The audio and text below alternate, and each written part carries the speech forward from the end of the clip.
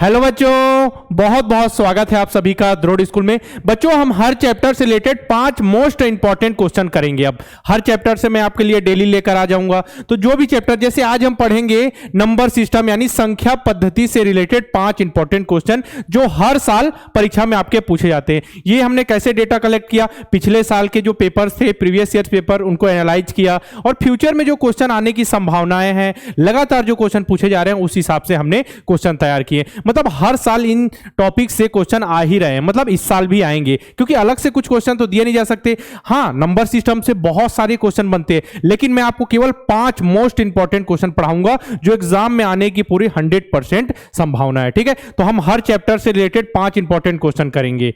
जैसे अभी हमने पढ़ लिया नंबर सिस्टम, फिर होल नंबर, साथ में हम करेंगे रेशियो से रिलेटेड, परसेंटेज से रिलेटेड, डिस्टेंस, टाइम, स्पीड। हर चैप्टर के 5 मोस्ट इंपॉर्टेंट क्वेश्चन जो हर वर्ष आपके एग्जाम में जरूर पूछे जाते हैं। साथ में मैं कॉन्सेप्ट भी समझाते हुए चलूंगा आपको कि इससे रिलेटेड बातें अगर कुछ इंपॉर्टेंट हो वो भी बताऊंगा। ठीक है, तो आप सभी के लगातार कमेंट आ रहे थे कि आपको मैथ से रिलेटेड वीडियो चाहिए, इंपॉर्टेंट क्वेश्चन चाहिए, तो मैं आपको यहाँ पे सब कुछ बताते हुए धीरे धीरे समझाते हुए चलूंगा। आप सभी को ध्यान से सुनना है, इससे बाहर कुछ भी कॉन्सेप्ट आपका नहीं आने वाला।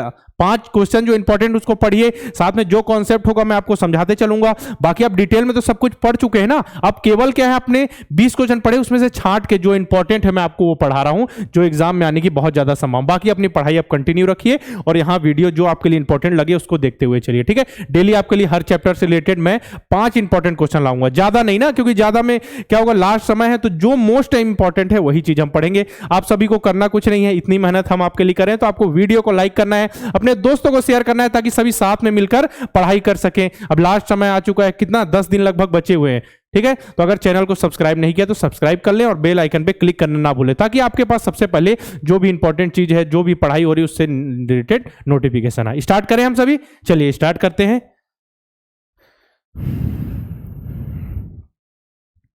चलिए स्टार्ट करते हैं। देखिए आपके सामने क्वेश्चन ये रहा। क्या क्वेश्चन है, पढ़िए। यहां पे पहला क्वेश्चन क्या है आप सभी का, देखिए क्या लिखा हुआ, संख्या 49758, मतलब क्या है, 4 9 7 5 8 में सबसे कम स्थानीय मान किसका है। ठीक है, विच डिजिट है, क्या है, which digit has the lowest place value. यहां पे किसकी बात हो रही है, याद रखिए प्लेस वैल्यू ना, दो चीज होती है, एक फेस वैल्यू होती है जिसे जाति मान कहा जाता है, और एक क्या है, प्लेस वैल्यू का मतलब है स्थानीय मान और फेस वैल्यू का मतलब है जाति मान। ठीक है, तो यहां पे लिखा है प्लेस वैल्यू, यहां पे भी लिखा हुआ है क्या है, स्थानीय मान। ठीक है, इन द नंबर लिखा है 49758। तो हमको सिंपल से बताना है सबसे कम प्लेस वैल्यू किसकी या फिर सबसे कम स्थानीय मान किसका है। देखिए अपने पास अंक क्या है, 497। तो जब भी हम देखिए, जब भी प्लेस वैल्यू निकालते हैं स्थानीय मान, तो हम इसको ऐसा लिखते हैं, आपको हम अभी सॉल्व करके दिखा। ठीक है, तो हम कहां से स्टार्ट करते हैं, कुछ भी यूनिट डिजिट से करते हैं ना, यूनिट से। देखिए ये यूनिट हो गया 10th प्लेस, इसके बाद 100th प्लेस, इस तरीके से। तो ये क्या है, इकाई का, ये क्या है, इकाई। इसके बाद फिर आगे बढ़ेंगे दहाई, सैकड़ा, हजार, 10,000। तो देखिए 8, तो ये सबसे पहला है, तो केवल 8, केवल अकेला है। सेकेंड नंबर पे है तो 5 के बाद अब ये हो जाएगा 1 0।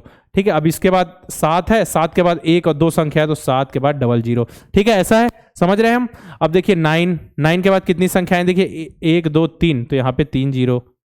ठीक है, अब 4 देखिए सबसे छोटा अंक 4 है, लेकिन 4 का 1 2 3 4 5 4 0। ठीक है, 4 0। अब बताइए मुझे सबसे कम आपको प्लेस वैल्यू किसकी नजर आ रही है। देखिए 8 इकाई पर है, तो इकाई पे जो है उसका अंक जो भी होगा स्थानीय मान तो वही होगा, 8 ही।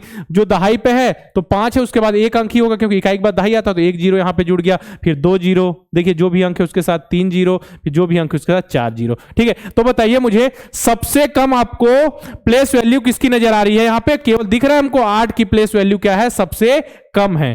ठीक है, सबसे कम किसकी प्लेस वैल्यू है, 8 की सबसे कम प्लेस वैल्यू। अगर पूछा जाए सबसे ज्यादा प्लेस वैल्यू किसकी है, तो देखिए 4 अंक छोटा है, लेकिन प्लेस वैल्यू की अगर बात करें स्थानीय मान की, तो 4 के बाद देखिए 4 के बाद 4 0, यानी सबसे ज्यादा अगर पूछा जाए तो प्लेस वैल्यू की बात हो रही है ना, जाति मान या स्थानीय मान। तो स्थानीय मान किसका सबसे अधिक है, 4 का, लेकिन यहां सबसे कम पूछा है, तो किसका हो जाएगा, 8 का। तो अपना आंसर कौन सा हो जाएगा, ऑप्शन नंबर बी, 8। ठीक है, अपना आंसर 8 हो गया, क्लियर है। अब एक चीज मुझे बताइए कि अगर हम कॉन्सेप्ट समझें कि यहां पे दूसरा क्वेश्चन है तो ठीक है। अगर आपको जातीय मान बता दूं मैं, ठीक है, जातीय मान, फेस वैल्यू, साथ में हम थोड़ा बहुत कॉन्सेप्ट भी समझते चलेंगे ताकि एक भी क्वेश्चन हमारे ना छूटे। ठीक है, आपको मैं समझा रहा हूं अब जातीय मान यानी कि फेस वैल्यू। तो फेस वैल्यू क्या होता है बताइए। देखिए अभी स्थानीय मान में समझा कि इकाई, दहाई, सैकड़ा, हजार, जिस हिसाब से आप आगे बढ़ेंगे, इकाई पे है तो जो अंक वही है, दहाई है तो एक जीरो जुड़ता गया, उसके पहले का एक अंक तो एक जीरो, फिर सैकड़े पे आए तो बाद में दो अंक होंगे तो वहां पे दो जीरो जुड़ते गए, ऐसे बढ़ते गए ना। मतलब कि अगर मैं पूछ लूं आपसे कि यहां पर 7 का स्थानीय मान कितना है, तो 7 का स्थानीय मान है तो 7 इसका दो अंक है तो दो जीरो, मतलब 700 है 7 का स्थानीय मान। लेकिन अगर मैं यही पूछ लूं 7 का जातीय मान क्या है, तो जो भी अंक है आपके पास वही उसका जातीय मान यानी फेस वैल्यू। 7 का पूछूं तो 7 ही होगा, 8 का पूछूं तो 8 ही जातीय मान होगा यानी फेस वैल्यू होगी। 4 का पूछूं अगर फेस वैल्यू तो क्या होगी, 4 ही होगी। ठीक है, उसमें क्या डायरेक्ट है, जातीय मान यानी क्या है, फेस वैल्यू, डायरेक्ट जो अंक पूछ रहे हैं वही है। अगर हम प्लेस वैल्यू की बात करें तो फिर देखिए कितने अंक है उस हिसाब से जीरो लगे। इकाई पे है तो डायरेक्ट यही अंक, दहाई पे है तो फिर एक अंक है इसके बाद तो एक जीरो, दो अंक है। 7 का पूछें तो इसके बाद कितने अंक है, दो अंक है तो 7 के बाद दो जीरो लगा दीजिए। और वही प्लेस फेस वैल्यू की बात करें तो डायरेक्ट वही अंक। ठीक है, कई एक क्वेश्चन आते हैं दशमलव से रिलेटेड, देखिए कि 49.53, ठीक है ये है, इसमें 5 का स्थानीय मान बताइए। एक क्वेश्चन आ जाएगा कि 49.53 मतलब उसका स्थानीय मान पूछा है यानी प्लेस वैल्यू पूछा है, तो 5 का यहां पे डायरेक्ट 5 नहीं होगा। अगर इसमें सुनिए, अगर इसमें पूछ लिया जाए जातीय मान, तो जातीय मान मैंने क्या बताया, जो अंक पूछा है डायरेक्ट वही आंसर है जातीय मान यानी फेस वैल्यू। लेकिन अगर प्लेस वैल्यू स्थानीय मान की बात की जाए तो यहां पे देखिए दशमलव के बाद पहला अंक है तो क्या होगा, ये 5/10, 5 क्या है 5/10 0.5 होगा, तो 5 यहां पे क्या होगा 10वें, आपका आंसर रहेगा 10th। ठीक है, 5 10वें ऐसा लिखा रहेगा। ठीक है, तो और उसके उनके लिए क्या रहेगा बताइए, 5 10वें, इस तरीके से समझ गए ना। और जैसे कि नॉर्मल अगर दशमलव पहले रहता तो देखते कि उसके बाद कितनी संख्या है उस हिसाब से जीरो लगाते, तो 5 क्या है 10वें, क्योंकि वहां दशमलव के बाद है ना। तो यहां देखिए इधर जैसे अंक इकाई दहाई से चालू होता है, लेकिन यहां से सीधा 10वें 100वें, दशमलव के बाद पहला अंक 10वें होता है। ठीक है, 10th, क्लियर है, 10th जो होता है। ठीक है, आप चलिए आगे बढ़ते हैं। क्वेश्चन पूरा समझ आ गया ना, क्लियर, आंसर है अपना 8 सबसे कम स्थानीय मान। अब देखिए दूसरा क्वेश्चन पे हम आ गए हैं।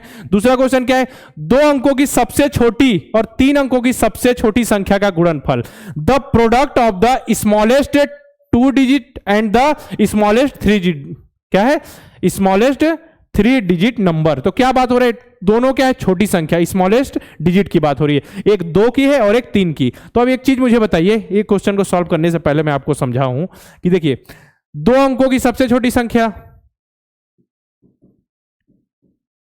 2 अंकों की सबसे छोटी,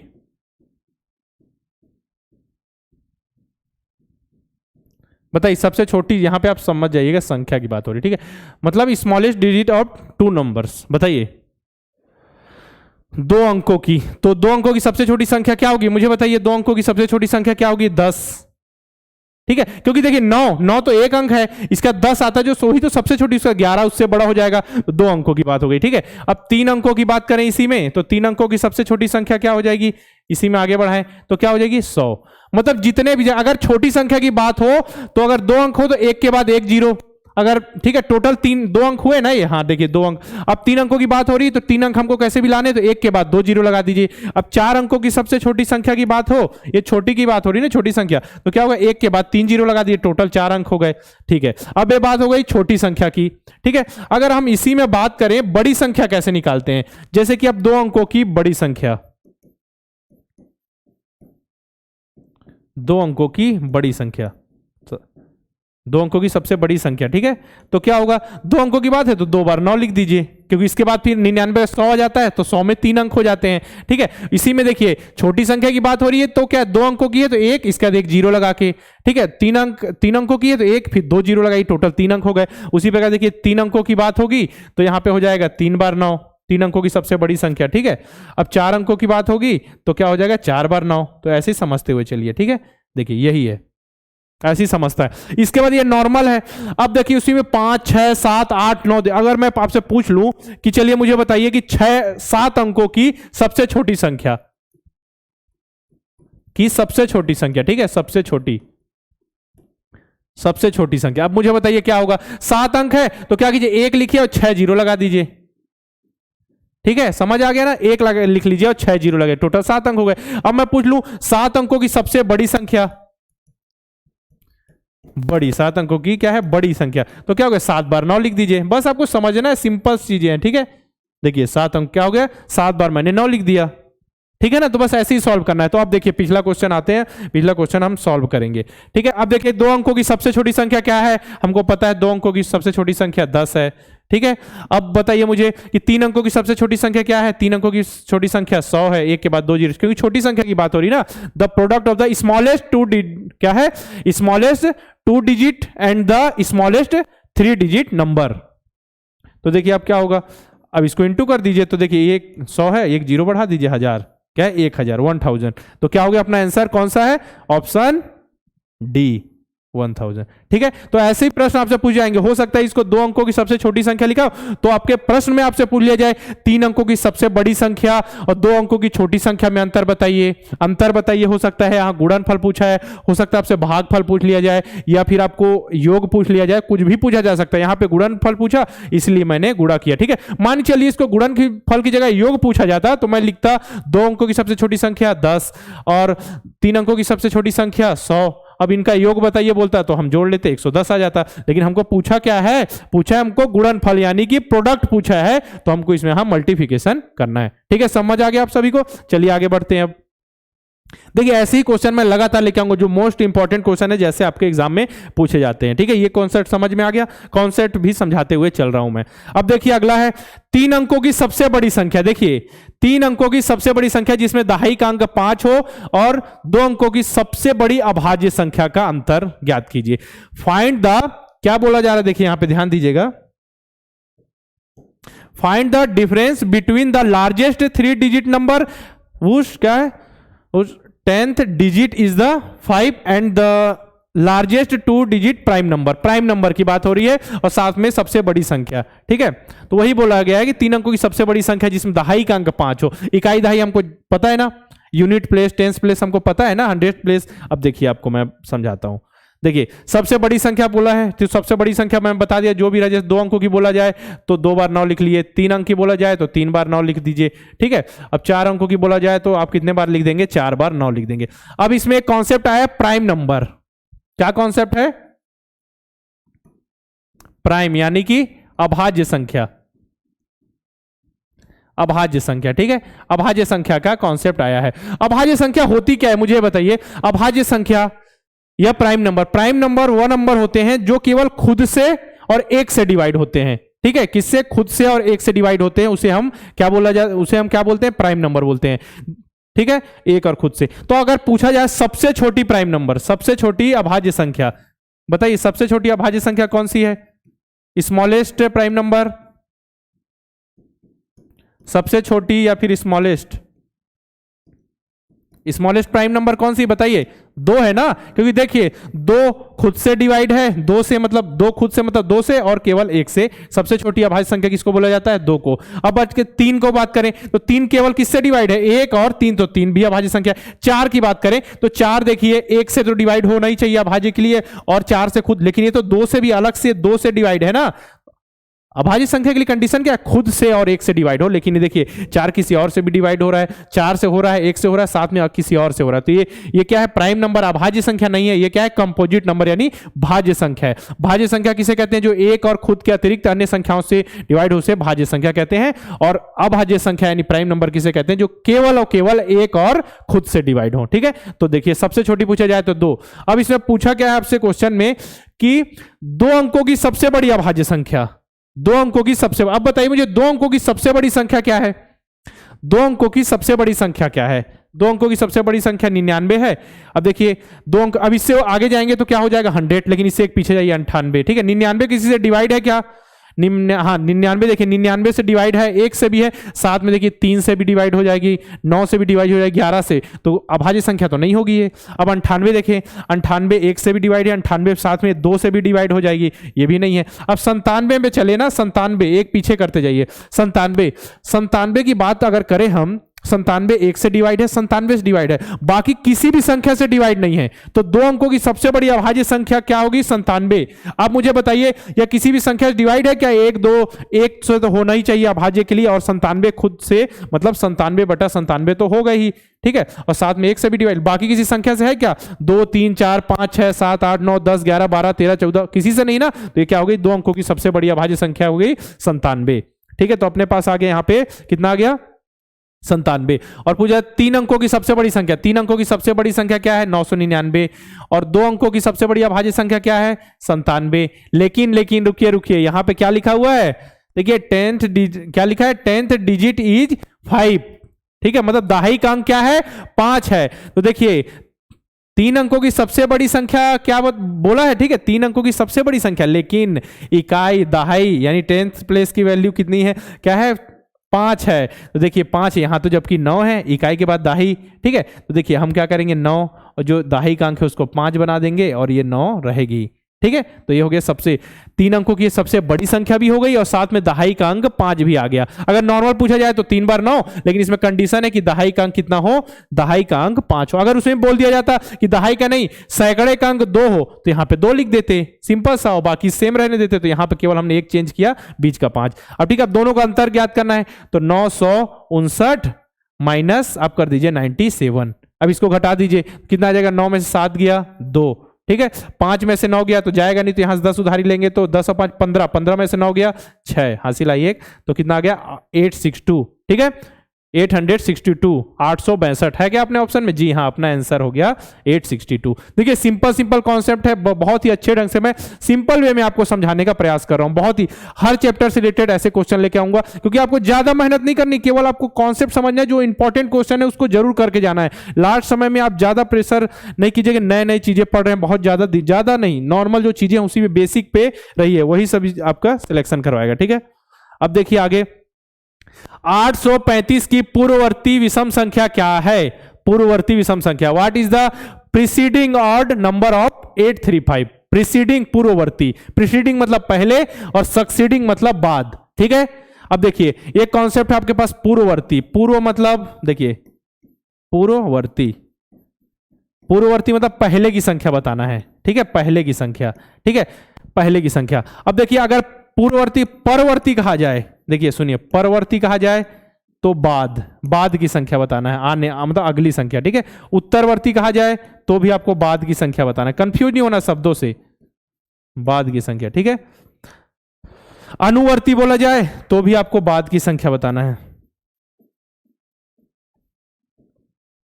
बाद की संख्या, ठीक है। तो आपको ज्यादातर क्वेश्चन रहेगा पूर्ववर्ती लिखा होगा, पूर्ववर्ती और परवर्ती लिखा होगा, ठीक है। तो पूर्ववर्ती मतलब पहले यानी प्रीसीडिंग, ठीक है, परवर्ती मतलब बाद यानी सक्सीडिंग, और उत्तरवर्ती का मतलब ऐसा होगा, पूर्ववर्ती और उत्तरवर्ती होगा, पूर्ववर्ती और परवर्ती होगा, पूर्ववर्ती और अनुवर्ती होगा। तो ये तीनों का मतलब क्या है? सक्सीडिंग, ठीक है, और इसका मतलब क्या है? प्रीसीडिंग। हिंदी वाले बच्चे इसमें ध्यान दें, बाकी इंग्लिश वाले बच्चों के लिए डायरेक्ट प्रीसीडिंग और सक्सीडिंग रहेगा, ठीक है। प्रीसीडिंग का मतलब पहले, ठीक है, पहले यहां पे, और सक्सीडिंग का मतलब बाद की संख्या, लेकिन इसमें कंडीशन है कि विषम संख्या बोला जा रहा है, ठीक है। तो इतना कॉन्सेप्ट आपको समझ आ गया, जैसे आपको मैं यहां पे समझाता हूं, सुनिए। 245 है मेरे पास, कितना है? 245। अब मैं बोलूं इसमें सक्सीडिंग नंबर बताइए, क्या है? सक्सीडिंग यानी बाद की संख्या यानी उत्तरवर्ती संख्या, तो आप बता देंगे सक्सीडिंग मतलब बाद की, तो मतलब 246, 45 के बाद 46, ठीक है। अब मैं बोलूं कि आपसे 245 के आप बताइए मुझे प्रीसीडिंग नंबर बताइए, तो आप बता देंगे एक कम कर देंगे, एक पहले, मतलब 244, ठीक है, ऐसा कर देंगे। अब इसमें मैं कुछ कंडीशंस डालूं ना, सिंपल हो गया ये तो। अब मैं बोलूं कि 245 का आप बताइए मुझे सक्सीडिंग मतलब बाद का बताना है, लेकिन विषम ऑड रहनी चाहिए, ऑड सक्सीडिंग नंबर, ठीक है, ऑड सक्सीडिंग नंबर मतलब कि इसके बाद की रहे, लेकिन क्या ऑड नंबर है? 246 क्या ऑड है? नहीं है ना, तो इवन नंबर है, ठीक है। तो इसका एक और बढ़ा दीजिए, तो 200 कितना हो गया? 245 का एक कितना हो गया? 47 हो गया। देखिए एक बढ़ा है तो क्या हो गया? वो इवन नंबर आ गया, लेकिन हमने पूछा क्या है?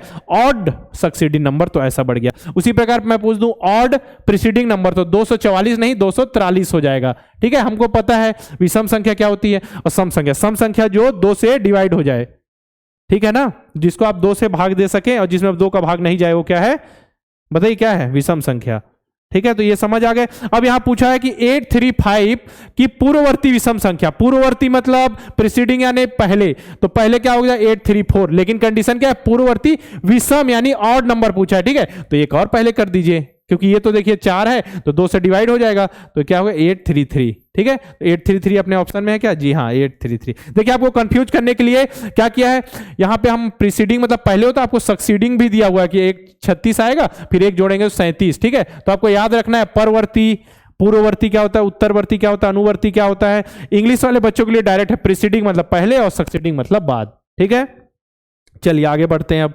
अब देखिए आपके लिए लास्ट क्वेश्चन है, ऐसे ही क्वेश्चन आपके एग्जाम में पूछे जाते हैं। 70 करोड़ 32 लाख 15 को अंकों में किस प्रकार लिखेंगे? बताइए क्या लिखा हुआ है। देखिए करोड़ में बात 70 करोड़ 32 लाख 15 को अंकों में किस प्रकार लिखेंगे। देखिए अब 70 करोड़ लिखा है, 32 लाख मतलब ये क्या है, भारतीय क्या है, इंटरनेशनल नंबर सिस्टम है या फिर नॉर्मल इंडियन नंबर सिस्टम है?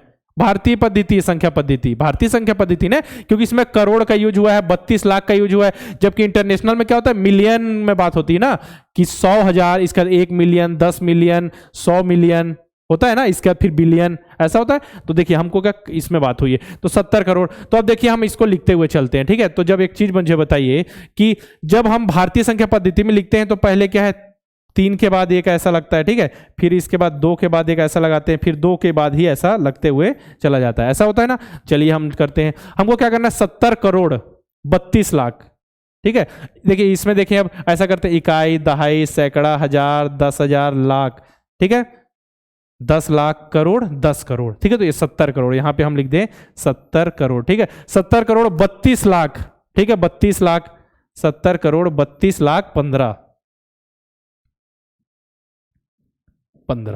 ठीक है, इकाई, दहाई, सैकड़ा, हजार, 10,000, लाख, 10 लाख, करोड़, 10 करोड़। 70 करोड़ देखिए इकाई, दहाई, सैकड़ा, हजार, 10,000, लाख, 10 लाख, तो 32 लाख और 15। ठीक है, तो अपना आंसर आ जाएगा सी, क्या हो जाएगा 00015। अब इसको हम भारतीय संख्या पद्धति में, जैसे अपना आंसर तो आ जाएगा, यहां से हमको आंसर मिल जाएगा, लेकिन भारतीय संख्या पद्धति में क्या है, इस इकाई से चलने तो 3 अंक के बाद, ठीक है, इसके बाद 2 अंक के बाद, फिर 2 अंक के बाद, ऐसा लगते हुए चलता है। ठीक है, जबकि वही बात करें हम उसमें इंटरनेशनल में, तो इंटरनेशनल में अगर ऐसा लिखा होता तो क्या होता, देखिए आप सभी यहां 3 अंक के बाद, इसके बाद फिर 3 अंक के बाद ऐसा रहता। ठीक है, समझ रहे हैं ना। ठीक, तो यहां क्या आ गया आपका आंसर, आंसर आपका आ जाएगा ये वाला, लेकिन उसको क्या है हम डायरेक्ट लिखे हुए हैं, तो अपना आंसर देखिए, इसको ढूंढिए कहाँ है, 7032, 7030 है, इसको काट दीजिए। ठीक है, 7000 इसको काट दीजिए, 700 है, काट दीजिए, आंसर है अपना ऑप्शन नंबर डी। ठीक है, 70 करोड़ 32 लाख 15। ठीक है, तो अपना आंसर क्या हो गया, ऑप्शन नंबर डी। समझ आ गया ना आप सभी को। चलिए मैं आपको एक बार इंटरनेशनल नंबर सिस्टम और क्या है साथ में जो इंडियन नंबर सिस्टम है समझा देता हूं।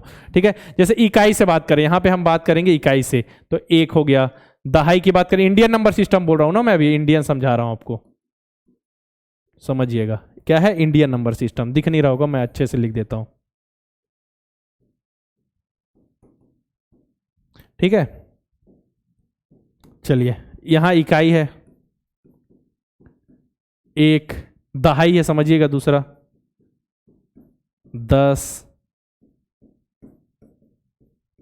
सैकड़ा है 100, हजार है।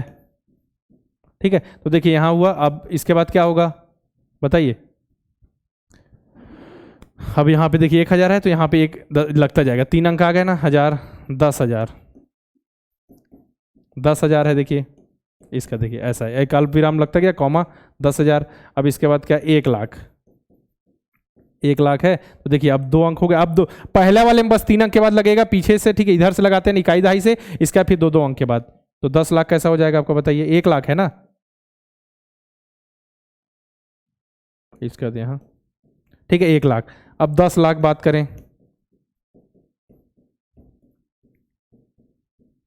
ऐसा गिन सकते हैं इकाई, दहाई, सैकड़ा, हजार, 10,000, लाख, 10 लाख। ठीक है, अब देखिए 1 करोड़ पे आए, 1 करोड़ पे आए, चलिए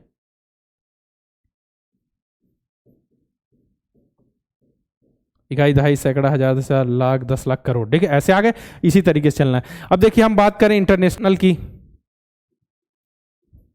किसकी बात कर रहे हैं बताइए,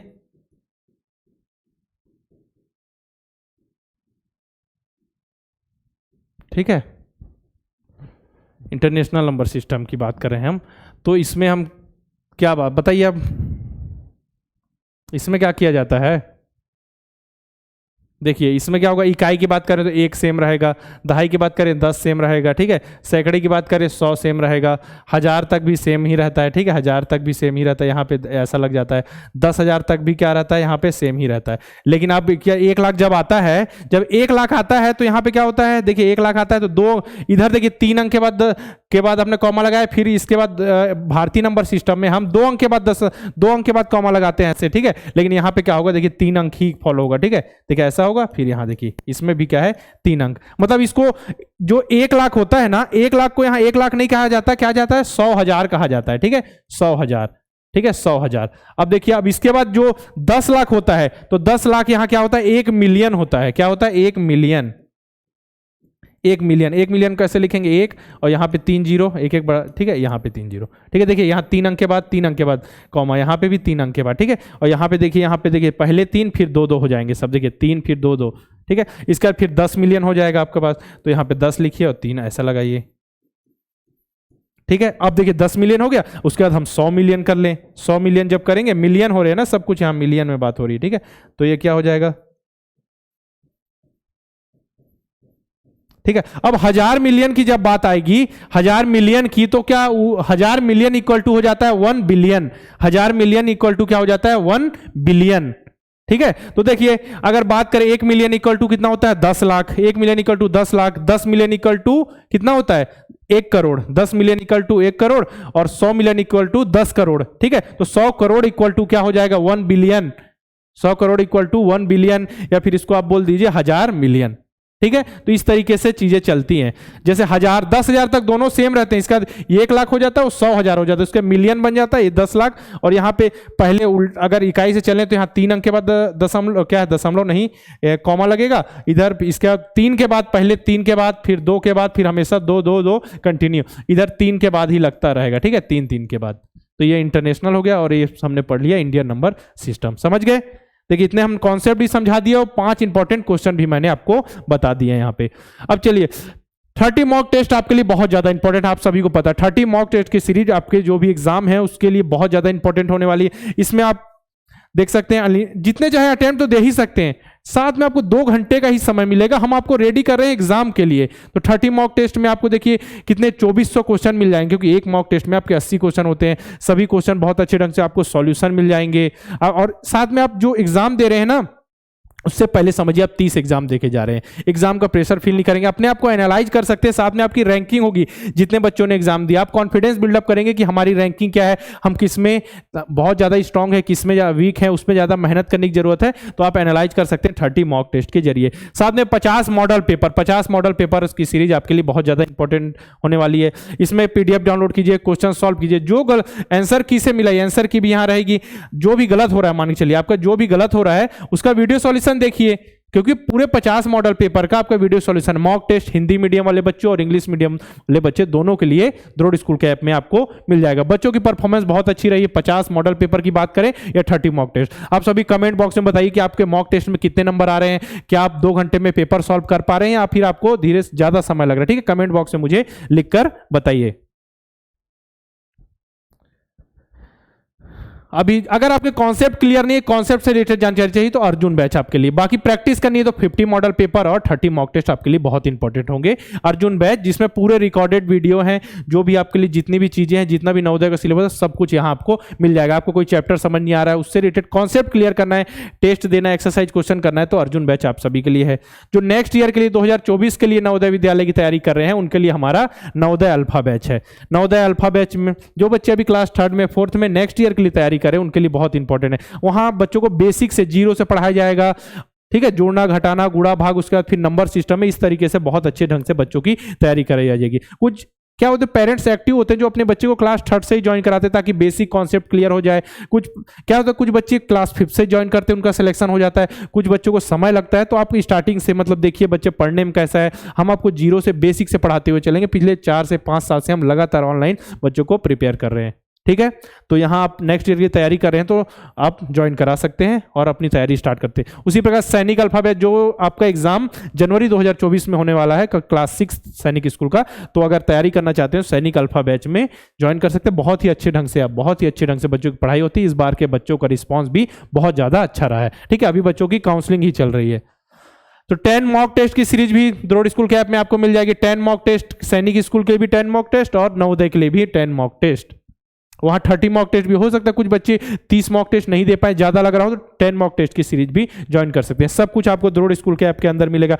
प्ले स्टोर पे जाना है आप सभी को, द्रोड़ स्कूल का ऐप इंस्टॉल करना है। वहां पे जितने भी कोर्सेस आपको वहां पे दिख जाएंगे, जिसकी भी आपको जरूरत हो, आपको प्रैक्टिस करनी हो, ठीक है, मॉक टेस्ट चाहिए हो या मॉडल पेपर चाहिए हो या फिर आपको कॉन्सेप्ट क्लियर करने हो या नेक्स्ट ईयर के लिए सैनिक स्कूल या नवोदय विद्यालय की तैयारी कर रहे हैं, तो उसके लिए हमारा द्रोड़ स्कूल के ऐप में आप जाके सभी कोर्सेस आपको मिल सकते हैं। 6260388361 पे आप कॉल करके इंफॉर्मेशन ले सकते हैं अगर आपको कोई इंफॉर्मेशन कोर्स से रिलेटेड जानकारी चाहिए तो। ठीक है, मैं आपको कूपन कोड दे दूं अल्फा10 ALPHA10 अल्फा10 कूपन कोड अप्लाई करके आप कोर्स में 10% की छूट पा सकते हैं। ठीक है, याद रखिएगा। और आपको प्ले स्टोर पे जाके द्रोड़ स्कूल का ऐप इंस्टॉल करना है, वहां से आपको चीजें मिल जाएंगी। ये देखिए टेलीग्राम ग्रुप है, तो डायरेक्ट जो लिखा हुआ है यहाँ सर्च करके टेलीग्राम ग्रुप को ज्वाइन कर सकते हैं। ये क्लास 6 के लिए, 9th के लिए मैं डिस्क्रिप्शन में लिंक भी दे दूंगा, वहां से ज्वाइन कर लीजिए। बच्चों के नए क्वेश्चंस आएंगे, आपके कुछ डाउट्स आएंगे, ठीक है, नए क्वेश्चंस मिल जाएंगे सॉल्व करने के लिए। समझ नहीं आएंगे तो हम हैं आपके लिए, वीडियो बनाकर बिल्कुल आपको समझा देंगे। ठीक है, आप सभी को वीडियो लाइक करना है, दोस्तों को शेयर करना है बिल्कुल, क्योंकि डेली में आपके लिए इंपॉर्टेंट हर चैप्टर से रिलेटेड 5 ही क्वेश्चन लाऊंगा। 5 क्वेश्चन जो मोस्ट इंपॉर्टेंट क्वेश्चन है, जो एग्जाम में आएंगे ही उसी तरीके के क्वेश्चन जो लगातार पूछे जा रहे हैं आप सभी। ठीक है, तो आप एक बार इस सभी को प्रैक्टिस कीजिए। मेंटल एबिलिटी तो लगातार आपके लिए अपलोड कर ही रहा हूं, साथ में अगर बात करें हम मैथ्स की और बाकी लैंग्वेज से रिलेटेड भी वीडियो आपके लिए अपलोड होते रहेंगे। ठीक है, फिर मिलते हैं इसी प्रकार के वीडियो के साथ।